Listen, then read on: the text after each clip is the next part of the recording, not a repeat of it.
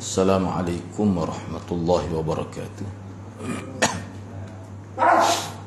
Alhamdulillah, wassalatu wassalamu ala rasulillah, nahmaduhu wa nasta'inu wa nastaghfiruh wa na'udzu billah min shururi anfusina wa min sayyiati a'malina. Man yahdihillahu fala mudilla lahu wa man yudlil fala hadiya lahu. Rabbi shrah li sadri wa yassir li amri wahlul 'uqdatam min lisani yafqahu qawli. Amma ba'd. Alhamdulillah, bersyukur kerana akan dapat sama pada petang ini. InsyaAllah pada petang ini kita akan sambung perbincangan perkara yang ke-72 kitab Syarah Akidah Ahlussunnah ini, iaitu Ahlussunnah berjihad bersama para pemerintah. Muka surat 556 nak? Tujuan disyariatkan jihad. Situ tujuan disyariatkan jihad itu.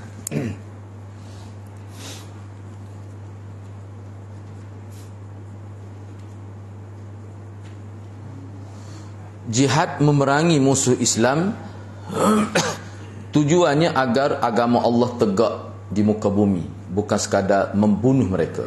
Kena ingatlah kita bincang berkenaan jihad ni bila berkait dengan jihad ma'rakah, makna orang kafir itu kafir harbi, walaupun dia tidak sebut pun. Misal di sini dia kemukakan di bawah tajuk tujuan disyariatkan jihad, dia kemukakan dalil pertamanya adalah ayat 193 surah Al-Baqarah. Wa qatiluhum hatta la takuna fitnah wa yakuna ad-dinu lillah.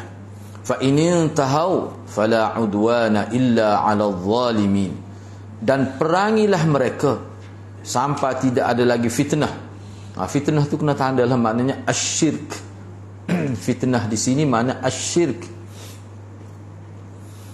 Dan agama hanya bagi Allah.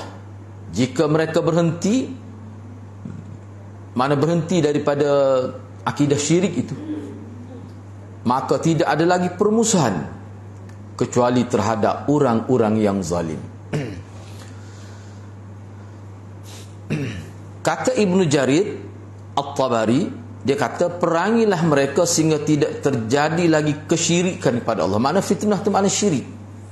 Tidak ada lagi penyembahan kepada berhala, kemusyrikan dan sembah ilah-ilah yang lain, yakni Tuhan-Tuhan yang lain, sehingga ibadat dan ketaatan hanya kepada Allah sahaja, tidak kepada yang lain. Cuma di sini Nabi takut silap faham lah. Sebab tu dia bahaya juga. Sebab sekarang ni kita dapat orang tidak Islam ni banyak juga baca buku-buku orang Islam kita. Kalau dia baca hak ni kan, dia tak tahu siapa dia. Hum tu siapa? Hum waqatiluhum. Hum tu siapa? Al-harbi minal kuffar. Makna orang kafir harbi, yang bermusuh. Di sini ana bawa satu tafsiran. Ni ana petik dalam kitab, salah satu tafsir ni.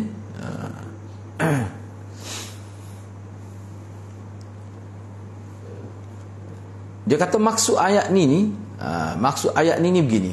Ni ana terjemah sebab ini ana kut dalam bahasa Arab ni. Jadi maksud ayat ini bukan seorang lah. Ni ana petik ni secara bebas sebab ramai ahli-ahli tafsir yang terkenal lah sebut. Jadi ana rangkumkan. Maksud dia begini.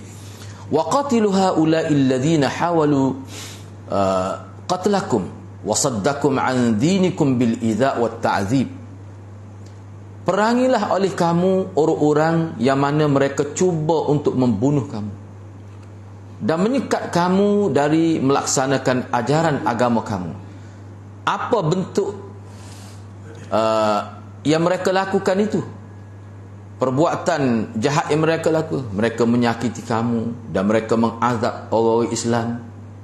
Tu sifat harbi itu. Hak inilah yang disuruh diperangi. Sehingga sampai hatta tasta'sis, sehingga sampai ke akar umbinya. Sehingga sampai kepada akar umbi fitnah, sehingga tercabut fitnah itu. Dan bumi ini bebas Dan bumi ini bebas hanya untuk agama Allah saja.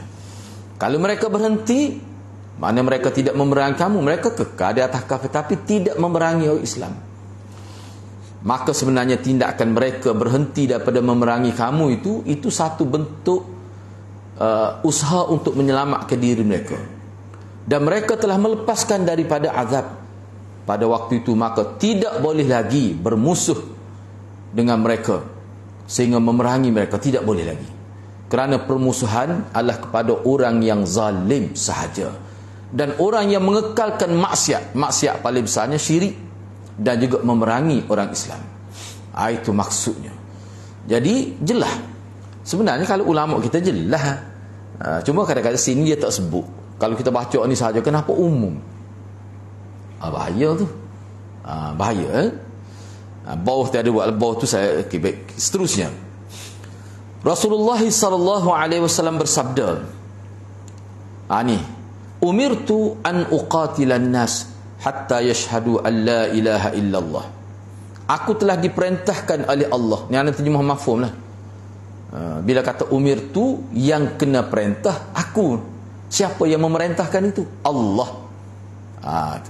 Jadi ana terjemah mafhum ni, kalau bahasa Arab dia panggil dia panggil apa ni? Fa'il bina majhul dia panggil. Fa'il bina majhul ni fa'il tidak disebut. Salah satu sebab ni kerana sudah ma'ruf, sudah maklum siapa fa'il dia. Aku telah diperintahkan. Siapa dia perintah? Tentu dah Allahnya. Tak sebut lah tu. Jadi kalau terjemah mahfum, kita boleh terjemah, Allah telah memerintahkan aku supaya aku memerangi manusia.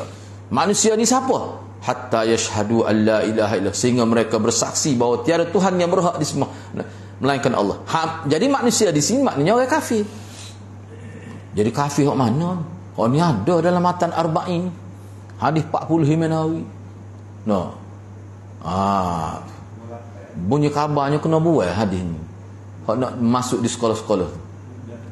Tak jadi buat. Tak perlu buat. Bagi huraya. Awak nak tahu teks Islam, tanya saya. Awak kena tanya orang Islam. Dia mudah ya. Kalau mudah ya, ulama kita jawab mudah ya. Baik.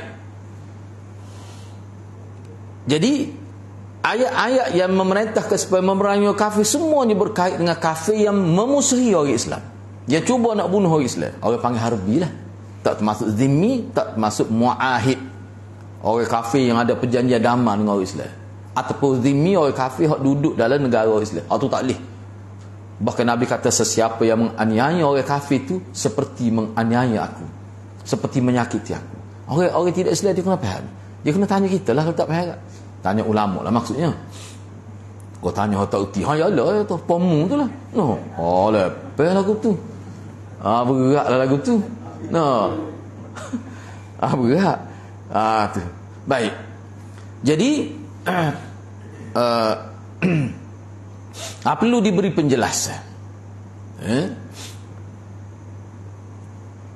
Bawah tu dia ada buat tu. Hak anak nak sebut saninya, huraya tadi dia menepati realiti yang berlaku daripada zaman Nabi sampai zaman kita. Siapa dia sebut? Ulama-ulama Islam. Muhammad Qutub sebut. Baik, cuba awak perhati ni. Ni lah sebenarnya anda dengar juga. Orang panggil pokok street dakwah ni kan. Orang dakwah di jalannya. Dakwah fit tariq ni. Street dakwah ni. Misalnya di barat, kalau anda tengok dalam internet tu, dia berdebat. Ni antara orang kafir sebut ni. Orang kafir pun ingat hadis ni. Orang Islam tak ingat ni. Dia sebut ni. Tengok usulah ganah. Jadi pendakwah kita sebutlah antara dia sebut. Kita dengar tengok dia kata dia hurayah ni, lepas tu dia kata hurayah ini bukan sekadar huraian secara lisan, tapi huraian ni huraian secara amali. Amalan Nabi sampai kepada zaman kita ni tak ada satu pun negara Islam yang memerangi orang kafir kerana dia kafir. Tak ada. Tapi kalau berlaku peperangan, kalau kita baca sejarah, mesti dia melibatkan orang kafir tu yang memulai peperangan. Tu boleh dibuktikan sehingga dicabar begitu. Ada ke tidak? Ada orang kafir buat sepo Burma tu, popok Rohingya tu. Ada. Sepo di China tu, bahasa apa? Nak sebut apa ya? Uighur tu. Ada orang Islam, orang kafir duduk dalam sebuah negara buat gitu secara besar atas nama kerajaan. Hak balah ngaji dak so kira hak tu biasa mana-mana berlaku. Oh kafir balah seatas nama individu. Ni atas nama kerajaan. Tak ada tak boleh nak bukti. So tak boleh nak bukti. Bahkan kalau kita tengok zaman Sultan Al-Fatih tu nak, zaman Sultan Al-Fatih di Turki tu, zaman Uthmaniyah itu, kerajaan Uthmaniyah itu, kan ada ke sejarah dia pergi segan ke wilayah Rusia kan dulu. Tetapi dia tidak hantar pergi secara mengejut. Tidak hantar dulu signal ataupun delegasi untuk minta supaya kita nak masuk, nak menyebarkan agama. Mana terus pergi segan gitu. Kerajaan Uthmaniyah hantar surat supaya undur semula sebab kamu masuk segala dengan cara yang tidak berdisiplin. Semua kita tahu sejarah tu. Ada kau kafir undur klik gitu. Dan katanya tentera itu dikenakan hukum. Tak boleh segala negara gitu kecuali dia memerangi kita ataupun dia sekat dakwah, tak boleh. Dia tak benar dakwah Islam masuk. Tak benar langsung. Tu dia ada pula perkiraan dia. Tu. Kayak cerita Salahuddin Al-Ayyubi tu kan. Tentera tak sakit tu dia rawat dia ketua tentera nak perang dengan dia kena sihat. Dia hantar doktor main-main teh lu sihat ke dok gu kita ni nak perang orang sakit tak sah tentu sihat ke dok. Tu cara Islam dia, sebab tu dia bukan nak perang sebenarnya, dia ada maksud lain. Tu baik, cuba kita tengok sini ni anak kata bahaya ni kalau kita, sebab tu dia kena tengok misalnya di sini contoh Abu Abdillah yang terkenal dengan Imam Qurtubi, dia ada tafsir dia, tafsir Qurtubi dia. Dia kata ayat tadi, ayat 193 surah Al-Baqarah dan hadis di atas, hadis ni lah menunjukkan bahawa sebab memerangi orang kafir kerana kekufuran dia. Supaya Imam Syafi'i ada juga sebut ini. Bahaya ni. Bukan kerana kufur dia, kerana dia memerangi orang Islam. Kerana dia kafir harbi. Kalau kafir sini pada orang kafir. Lepas tu nak perang dengan dia. Tak boleh gitu. Ni. Cumanya ulama kita takwil lah kalau ada nas-nas zahir gini, makna oleh kerana perkara ini ma'ruf, bila Imam Qurtubi kata gini, makna kekufuran itu maknanya kufur harbi. Kena takwil gitu. Tak kira Imam Syafi'i tak tahu, tak kira Imam Qurtubi tak erti bagi lagi ni. Tapi dia kira dia kecek dengan orang yang erti dah ni. Kira-kira gitu. Kalau kita nak kata atas rasa kufur, Nabi tak buat gitu. Mana ada Nabi segala kafir kerana dia kafir? Ada? Tak ada. Kerana dia harbi. Sebab tu bila pergi ke Fatih Mekah pada tahun ke-9 tahun ke-9 pembukaan kota Mekah tu, Nabi tak bunuh. Bahkan tak berlaku peperangan hakikatnya. Adalah sekitar 9 orang meninggal dunia, tapi Nabi tak serai. Nabi serai nak harbi. Harbi. Kan ramai juga kau lari kan masa Fatih Mekah tu. Mana Nabi pun tidak serai orang kafir kerana kufur dia tu, tapi kerana harbi dia tu. Jadi kena faham, kalau kita tidak tahu gitu, boleh dikatakan Imam Syafi'i, Imam Qurtubi ekstrim. Berat tu. Sebab tu bagi anak tak berani nak kata gitu. Kena takwil lah. Tak dia tak erti setara Imam Syafi'i, you know. Toleh ke tak ketemu. Kita anggap begitulah. Syekh As-Sa'di berkata, ini seorang tokoh mufassirin juga ni. Dia kata maksud dan tujuan dari perang di jalan Allah ni secara umum ni, kenyataan secara tujuan perang, objektif perang tu bukan sekadar nak menumpah darahkan orang kafir dan mengambil harta, bukan kerana tu. Terjemah dia ni masalah ni terjemah. Kalau anda terjemah gini. Maksud dan tujuan dari perang di jalan Allah bukanlah kerana hendak menumpahkan darah orang kafir dan mengambil harta mereka. Bukan kerana tu tujuannya. Kalau kita bubuh sekadar, seolah ada juga tujuan itu. Di segi terjemah, kalau tengok harap tu lah. Kena bahaya juga terjemah ni. Cuba kalau kita baca dengan makna sekadar tu tak. Maksud dan tujuan dari perang di jalan Allah bukanlah sekadar menumpahkan darah. Mana ada juga maksud nak menumpahkan darah. Ada juga maksud nak rampah harta tu. Hak ghanimah ni setelah kalah. Bukan rampah. Dan ghanimah ni hak ada di medan perang itu. Hak duk kah pun dia tidak ghanimah tu. Sebab itulah terjemah Maulid bagi anaknya, maksud dan tujuan dari perang di jalan Allah bukanlah maksud hendak menumpahkan darah orang kafir dan mengambil harta mereka, akan tetapi tujuannya agar agama Islam itu tegak kerana Allah di atas seluruh agama, supaya Islam itu berada tinggi, al-Islam ya'lu wa la yu'la alaihi itu, dan menghilangkan semua bentuk syirik dan lain-lain yang menghalangi tegaknya agama ini. Dan itulah yang dimaksudkan dengan fitnah dalam ayat tadi. Wa qatiluhum hatta la takuna fitnah.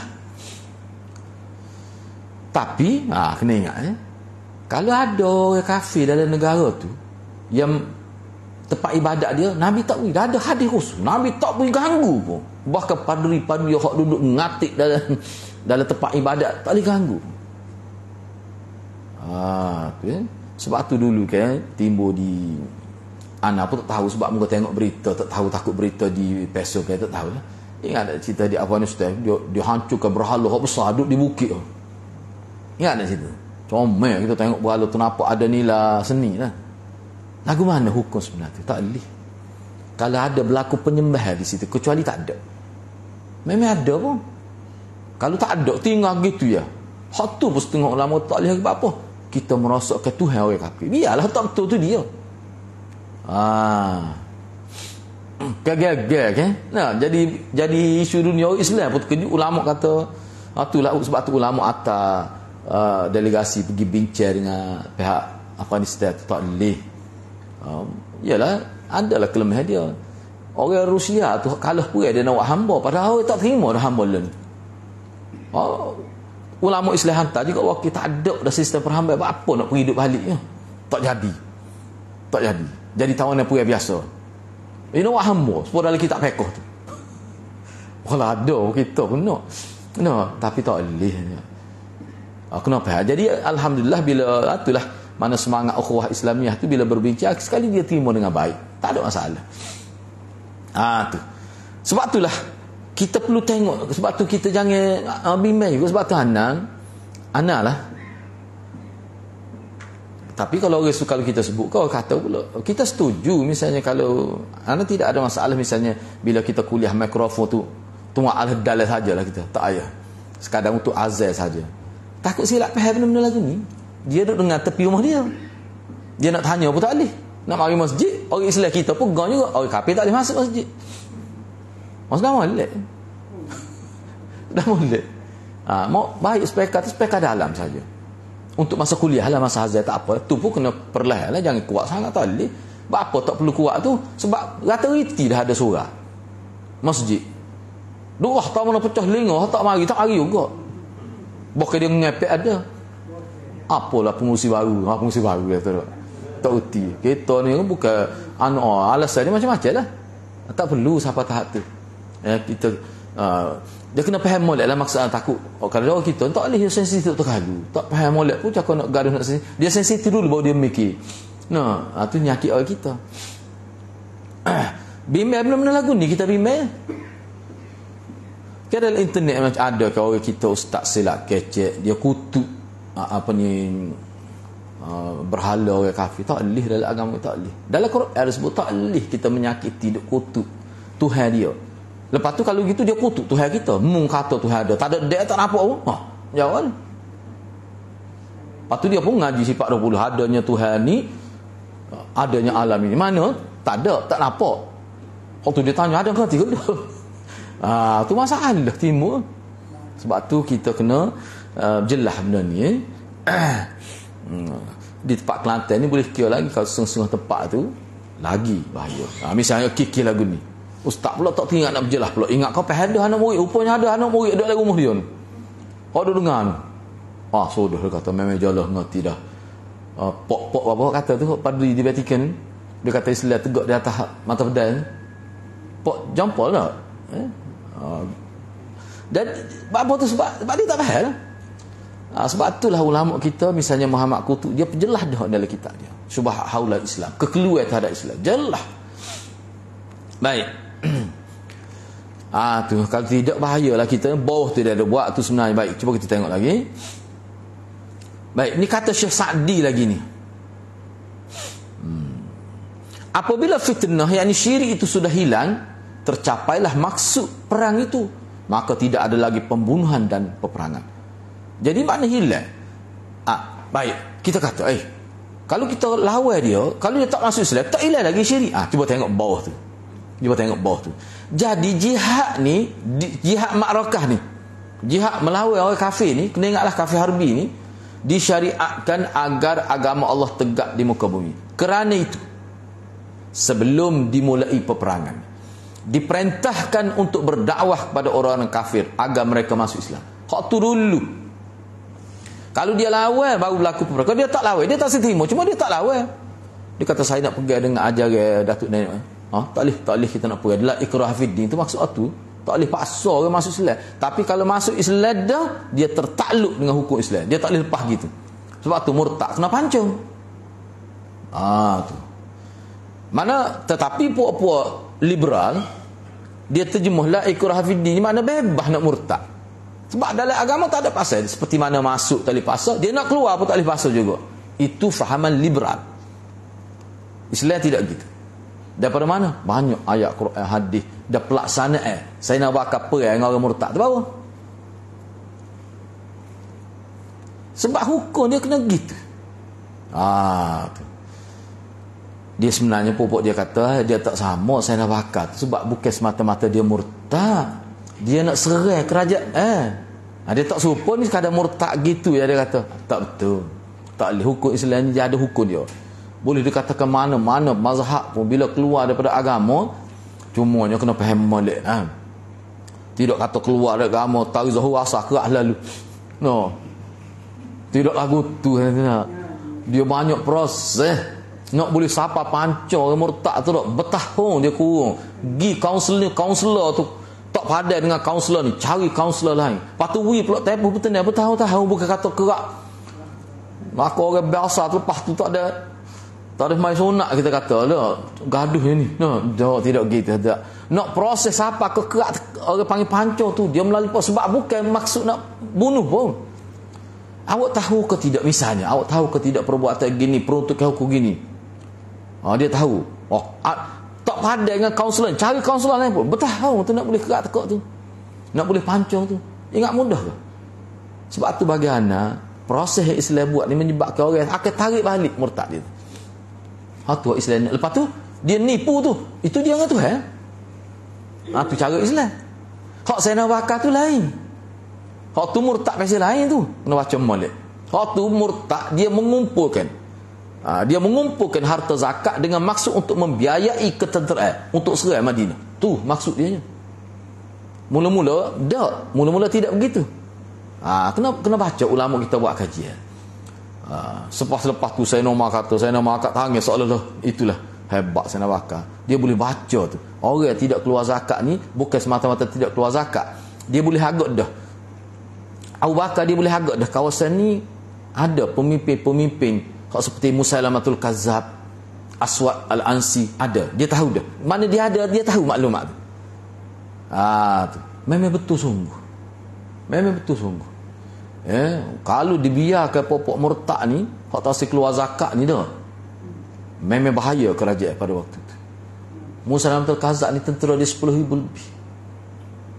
Bayangkan kalau tak bayar zakat, duit zakat pergi situ, letihkanlah kerajaan Madinah tu. Kena perang besar-besaran lah. Sebab anda baca dalam kitab kajian ulama, dia sedang mengumpulkan tentera. Tak sempat saya nak bakal bertindak selalu segera. Padahal dapat tentangan daripada beberapa sahabat besar, tak boleh, kita kena hantar pergi dakwah dulu. Saya nak kata tak sekali lah, tak perlu 2 kali. Hantar wakil, dia tak dengar, pakai bagi tentera selalu.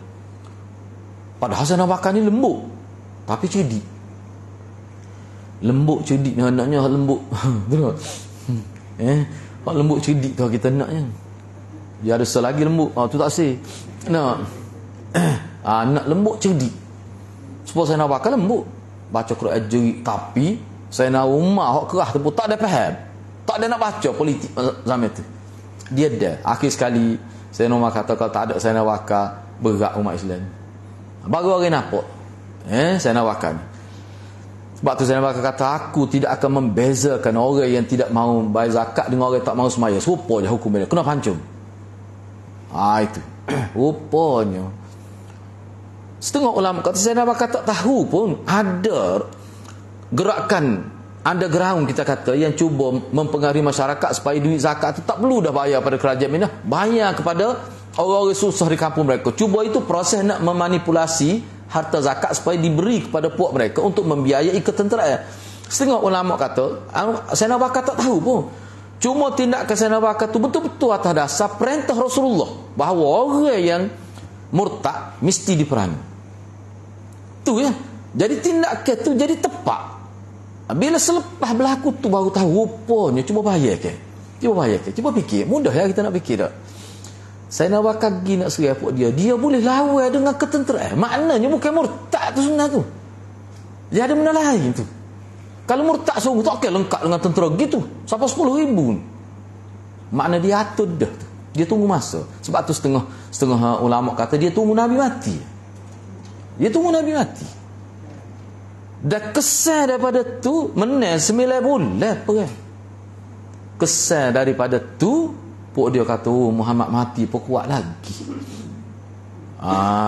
Tu lah. Tu saya nak kata memang tak boleh lawan dia kata otak saya nak bakar. Padahal maknanya ikut Nabi, berkat ikut Nabi. Makna tu kalau nak cerita panjang lah, tak keluar zakat tu dia ada 3 kelompok. Tu perbincangan lain. Bukan kata support dah. Hak diserainya hak duit zakat tu dia alir kepada pihak pemberontak. Hak tu saya nak bakar serai. Makna proses nak kena pasti tu dah. Dia pergi dengan tentera, bukan pergi dengan apa ustaz. Nak kena pasti tak keluar zakat ni pasti mana? Melalui satu sesi dialog, tapi tentera duduk dah depan. Tu cara saya nak bakar. Sebab apa? Sebab kita memerintah.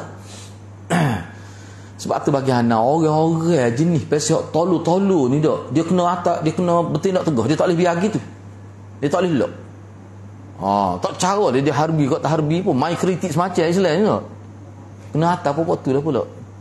Kena biar bertegah. Bui peringatan biar tegah. Kan Malaysia negara Islam kan? Hak tak erti tu lah. Bukan hak erti, bukan hak juru. Hak tak juru, hak kenapa hak tahu dah jenis pasal lingo lagu tu. Ni ngopul lah. Dia tak boleh. Boleh duduk dialog apa buat tu nya. Padahal tu. Tu. Dia kena lagu tu. Buat lama hak juru. Biarlah tu. Kalau tidak ke hadirat, buat sakit hati semua. Baik. Cuba kita tengok lagi. Jadi jelas tu. Sebab tu di sini ana ada buat nota di sini. Hak bahagian ni jadi jihad di syariat setelah dakwah pada orang kafir. Mana proses dakwah? Sebab tu setengah ulama dalam kitab lain dia kata peperangan ini berlaku bila dakwah disekat. Mana aktiviti dakwah tidak boleh bergerak. Baru berlaku peperangan.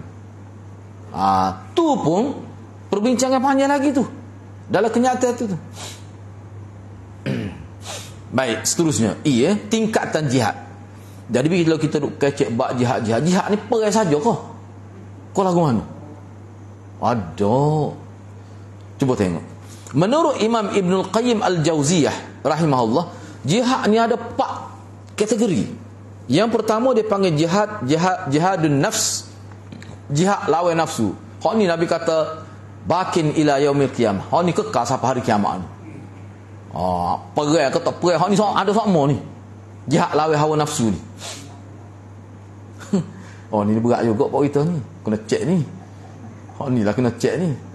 Sedak rumah ngaji ke tak nak malai dak. Rupanya gemuk metal nafsu.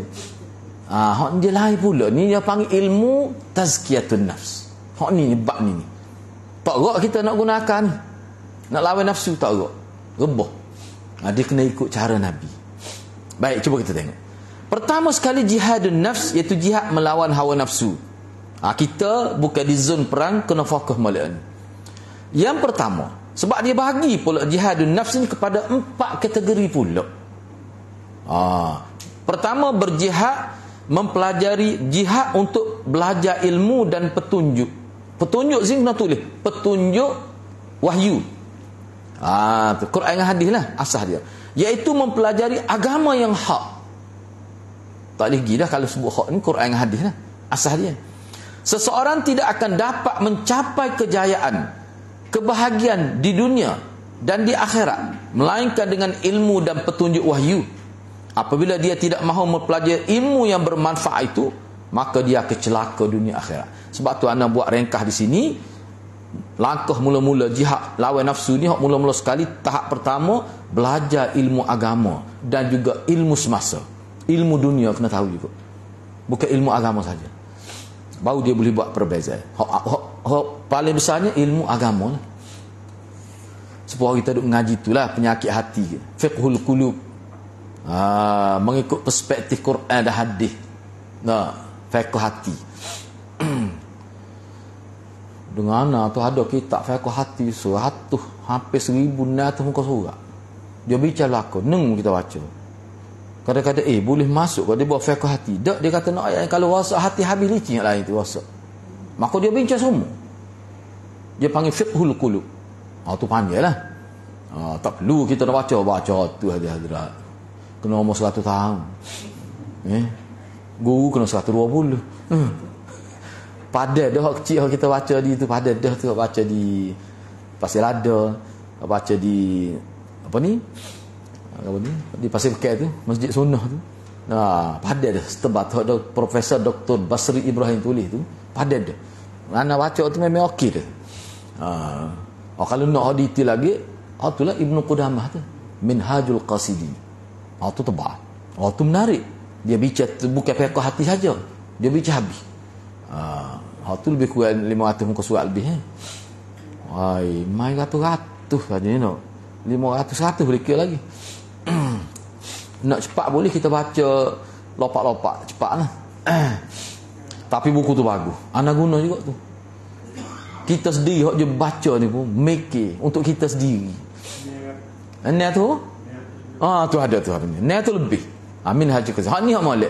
Terjemah. Sebab asal lagi terjemah tu tak jadi. Ni contoh ni. Sebab kita mana duk pilih kau ni pisau umur ni. No. Tu salah satu lah dia ada lebih ke 3 ana cedek kitab untuk lepas ni. Salah satunya tu. Tu sebab ana sebelum ni kita ada terjemah lain tak jadi terjemah tu. Ni apa okey terjemah ni. Minhaj Ibnu Qudamah. Ustaz Hakimi pun guna tak? Ustaz Badrul. Ustaz Badrul, Ustaz dia guna mana di Langgar tu. Bunyi kapan nak habis dah tak? Tu molek kitab tu Dan ada beberapa kitab lain lah yang kita cedek. Sebab kitab tu anak guna di Batai Kali, tempat hak dekat dengan hak utuh tanah utuh. Molek kitab tu. Baik. Ni lah. Kalau nak lawan nafsu, dia tak erat dengan akal kita saja. Sebab nafsu ni dia belakang dia tu syaitan. Tua syaitan lama. Musyawarah nak hari. Nabi kata musyawarah nak hari, patut tepat musyawarah dia pula Nuh tengah laut ni, Putrajaya dia tengah laut. Nabi sebut dalam hadis Mishkat kita belajar di telipuk tu, tiap-tiap hari. Ana lemuhnya baca al-syarah, bukan tiap hari tu, bukan sekali dia musyawarah dan hari tu lah dia akan report tutup account lah kiranya hari tu tiap-tiap hari. Serius sungguh dia. Tu usaha lebih lah musuh tu lah. Sebab itulah ulama-ulama dulu bila tentera Islam balik perang, dia kata mu siapa di rumah ni daripada medan jihad balik, mu akan berdepan dengan musuh lebih teruk daripada musuh di medan perang. Kata musuh nafsu, kena jihad nafsu ni. Ni lebih buat. Sebab ni dia ada dirimu. Pemusuh ni kita jumpa dia di medan perang dia klik rumah dia. Dia tak mari dah kita. Mari kita tetak. Ni tak boleh nak tetak ni. Muka dia masuk melalui darah. Kalau kita lala sikit, dia boleh buat perumahan dalam hati kita. Kalau kita lala. Quran tak baca. Pok kita ni baca Quran dah kali ni. Dia kalau stay kitab Minhaj tu gitu. Ingat semua. Baca ke tak hari ni? Dia tanya semua. Aku tak tahu baca dah. Raya baru ni.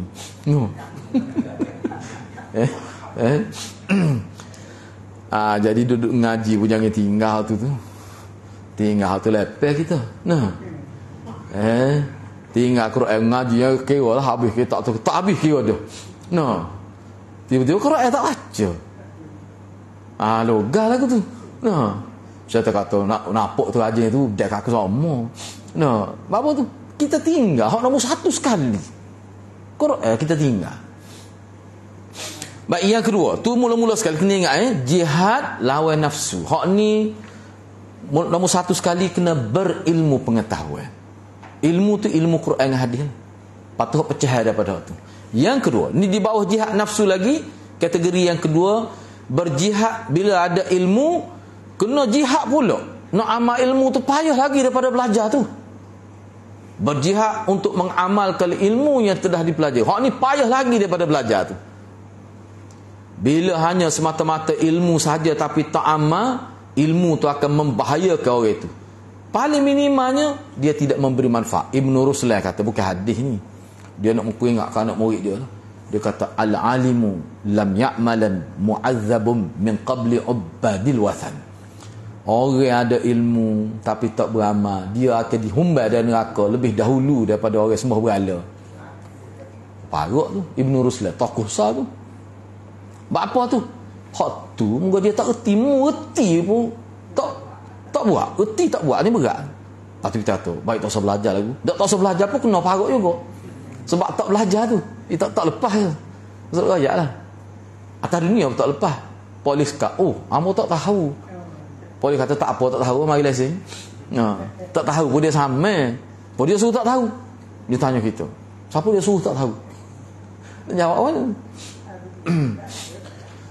Sebab itulah dalam kena ingat, dalam konteks agama kita, orang yang boleh belajar tak belajar, dia dicah salah. Kira salah tu. Tidak tahu, tak apa, tak tahu nak warna. Maknanya amal ilmu, nombor dua, di bawah jihad dan nafs. Apa yang nak amal ilmu ni jadi jihad, apa letak bawah jihad, apa payah. Kalau sekadar nak baca doa masuk jambil, tu pun tak ada amal. Masuk bilik air boleh tak lagi. Hak lain lagu. Nak tidur tak ajar dah. Banyak sunnah orang kita tinggal. Banyak sungguh. Tak amal. Baik, yang ketiga, kategori yang ketiga, berjihad untuk dakwah.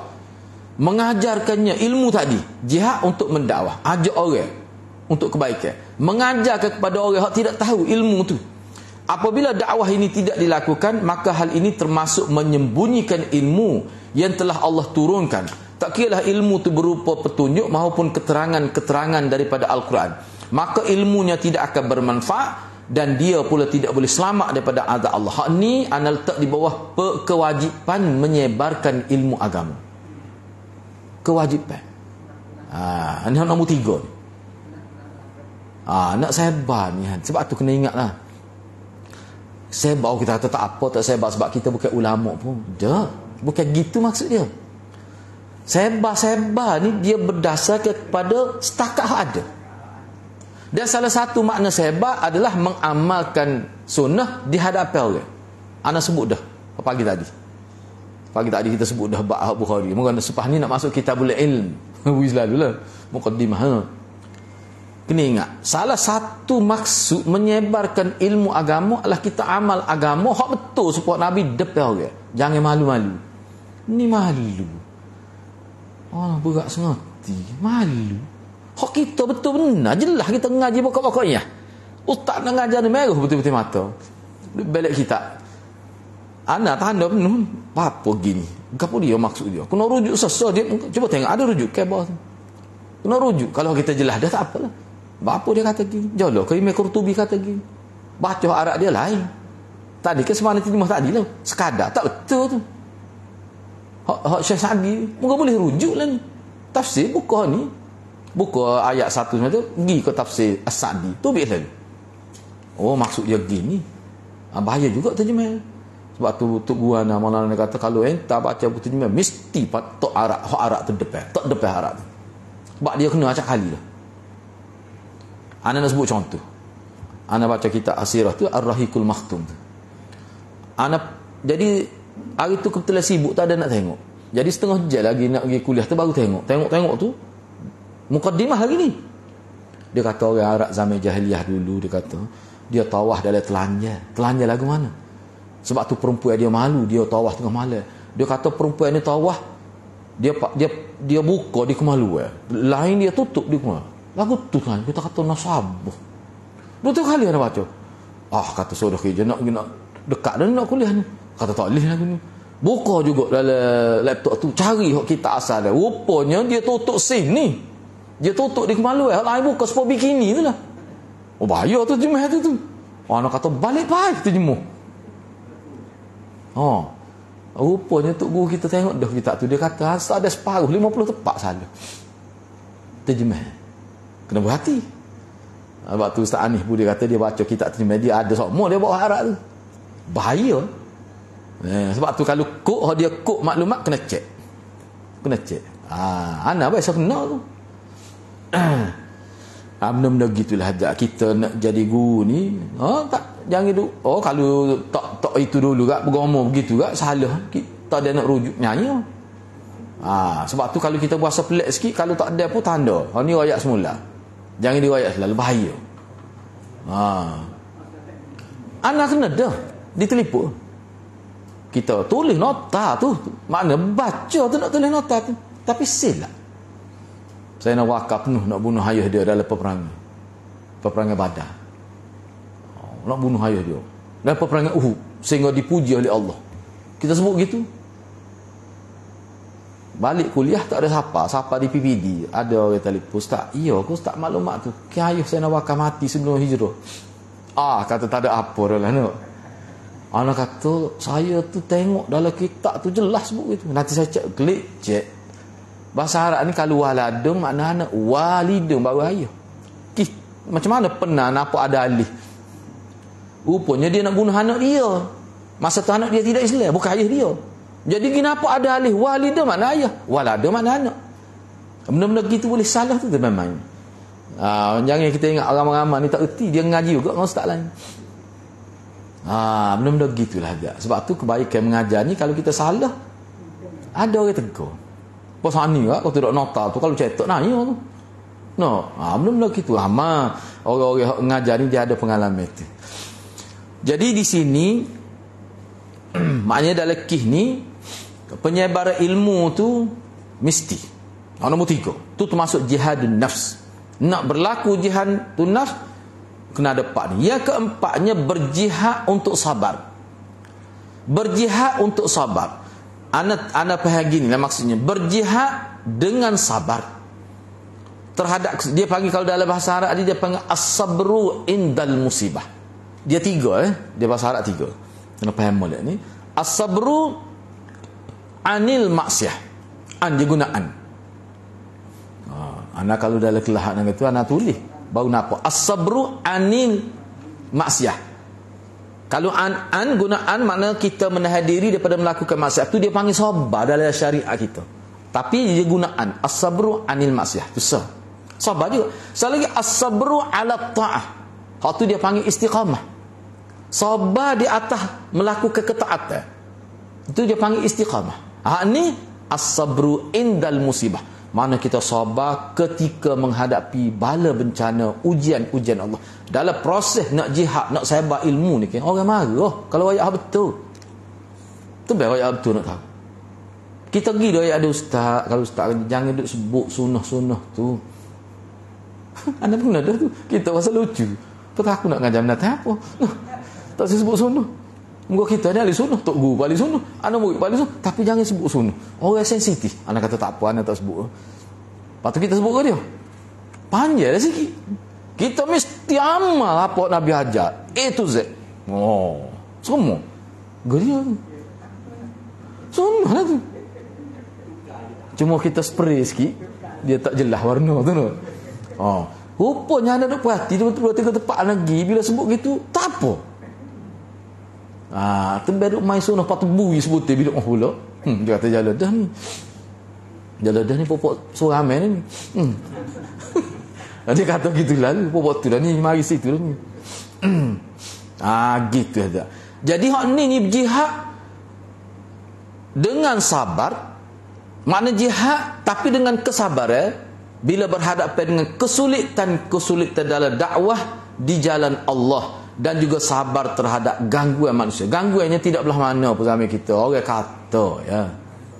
Dia tidak kekeh hati kita pun. Dia kata ya. Setengah orang itu tak boleh dah. Takut. Takut orang kata. Sebenarnya dia takut orang pecah. Tak boleh kuliah situ tak masalah. Dak royak molek tak apa. Royak molek. Sebab dia duk tengok kok teruk tu tak pecah pula. Tu dia bimbang tu. Dia menanggung kesulitan dakwah itu semata-mata kerana Allah. Susah. Ana malah nak cerita lah ni. Sebab dia ada cerita setengah-setengah ustaz tu. Yalah. Dia sebut betul. Dia kata ana tahu supaya entah juga. Tapi ana tak boleh kecek sebab ana tak boleh mengajar. Ana ni tak erti nak mengajar. Kalau ana kena pecah kerja, entah tak apa entah boleh mengajar. Dia sebut ana. Entah sebutlah. Ana kata engko saing kita kata kalau mu boleh jawab gitu depan malaikat saya okey beres. Tak apa, jawab depan aku tak apa. Jawab depan Tuhan di mahkamah tu kata apa mu tak ayat sedangkan mu orang badan berautoriti. Apa tak ayat? Oh saya tak boleh sebab saya tak erti nak mengajar kalau pecah kerja. Aja jawab gitu nak tahu. Malaikat kata oh gitu. Terlah jawab gitu nak tahu. Agak-agak lagu mana? Depan kita tak apa nak kecek gitu. Anak saya dalam kubur berat dah nak jawab gitu. Benda-benda gitulah. Ujian tu apa ujian? Dia sebut terang pada anak gitu. Tu dah ni. Maknanya nak lawan nafsu tu kita kena berhadapan dengan empat perkara ni. Berat kaklah tu.